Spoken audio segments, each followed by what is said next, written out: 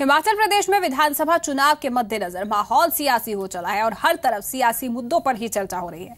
हमारी खास पेशकश हिमाचल की बात में आज जी मीडिया संवाददाता सूबे में नशे की समस्या को लेकर लोगों की राय जानेंगे कि हिमाचल में नशा कितनी बड़ी समस्या है और क्या पिछले 4.5 साल में हिमाचल में नशा बढ़ा है। क्या हिमाचल सरकार की ओर से नशे की रोकथाम के लिए उठाए गए कदम सार्थक साबित हो रहे हैं। शिमला से जी मीडिया संवाददाता मोहित प्रेम शर्मा हमारे साथ जुड़ चुके हैं। मोहित, तो नशे को लेकर क्या हिमाचल में कुछ कदम उठाए गए, क्या नशे की रोकथाम हो पाई है? बिल्कुल, देखिए बहुत ही महत्वपूर्ण सवाल है आज के समय में, क्योंकि चुनाव है और हिमाचल में वोटर्स जो है युवा बहुत बड़ी तादाद में, और ये एक राजनीतिक मुद्दा जो है बन चुका है पंजाब के बाद। आम जनता हमारे साथ मौजूद है यहाँ पर इंदर, इनसे बात करने के लिए नशे पर जो है। आप बताइए सर, आप नशे में क्या मानते हैं आप कि एक बहुत बड़ी समस्या बन चुका है हिमाचल प्रदेश के लिए भी आज पंजाब के बाद नशा, क्या मानते हैं आप इस पर? पंजाब के बाद हिमाचल में नशा इसलिए बढ़ता जा रहा है कि एक तो इसमें अंतर्विदेशीय सीमाएं लगती है, हो सकता है सीमाओं पे इतना चेक नहीं है और वहां से नशे का जो आवाजाही हो रही है, और दूसरा यहाँ स्थानीय प्रशासन, जैसे विशेषकर मैं शिमला में बताता हूँ, शिमला शहर में नशा बढ़ा है। इनके चयनित स्थान है, स्मीटी संजोली है, स्मीटी नवबहार है, कनलोग है, और लगते जंगलों में इनके अड्डे हैं, और स्कूलों के आसपास अभी भी ओपन में सिगरेट बिकती है, तंबाकू बिकता है। यहाँ का एक बहुत जो पुराना स्कूल है, सेंट एडवर्ड स्कूल है, उसके 150 मीटर के दायरे के अंदर अभी भी हिमलैंड होटल की बेसमेंट में दारू का ठेका है, और छुट्टी होने के बाद आप देख सकते हैं वहाँ बच्चे बियर का इस्तेमाल करते हैं।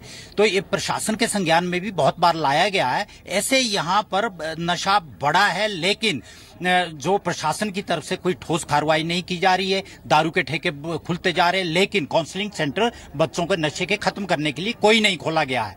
तो ये प्रवृत्ति बढ़ती रहेगी और बढ़ रही है, इसके लिए सरकार को सोचना होगा। अच्छा, ठीक है, इसके लिए सरकार को सोचना होगा।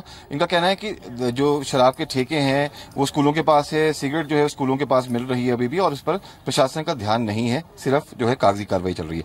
आप क्या करते हैं और क्या मानते हैं, जो पिछले 4.5 साल में जो सरकार रही है, मुद्दा बना रहा है नशा, तो ऐसे में कहीं ना कहीं उससे अब सरकार की कार्रवाई जो हुई है, जो विशेष अभियान भी छिड़ा गया है, कहीं ना कहीं फर्क उससे आया है या नहीं आया है, या फिर नशा जो है वो किस तरह से घातक हो सकता है समाज में? सरकार की तरफ से जितने भी प्रोग्राम चलाए गए हैं वो बेकार साबित हुए। नशे की प्रवृत्ति दिन प्रतिदिन बढ़ रही है। अब तो ये हालत है शिमला में कि आपको घर घर नशे की सप्लाई की जाती है, और इसमें राजनीतिक संरक्षण पूरी तरह से है। कई बार हमने जिला प्रशासन को इसकी शिकायत भी की, परंतु वहां से कोई भी कार्रवाई आज तक नहीं हुई है। अच्छा, राजनीतिक संरक्षण किस तरह से आता है इसमें?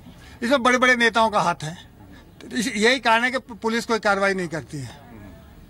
पुलिस कोई कार्रवाई नहीं करती है, राजनेताओं का हाथ जो है वो आम जनता मानती है कि उनका हो सकता है। आप बताओ कि ये नशा जो है अब किस तरह से हमारी सोसाइटी के लिए खराब है, और किस तरह से सरकार को कदम उठाना चाहिए, या उठाया है या नहीं उठाया, या फिर सिर्फ राजनीति हो रही है इसमें?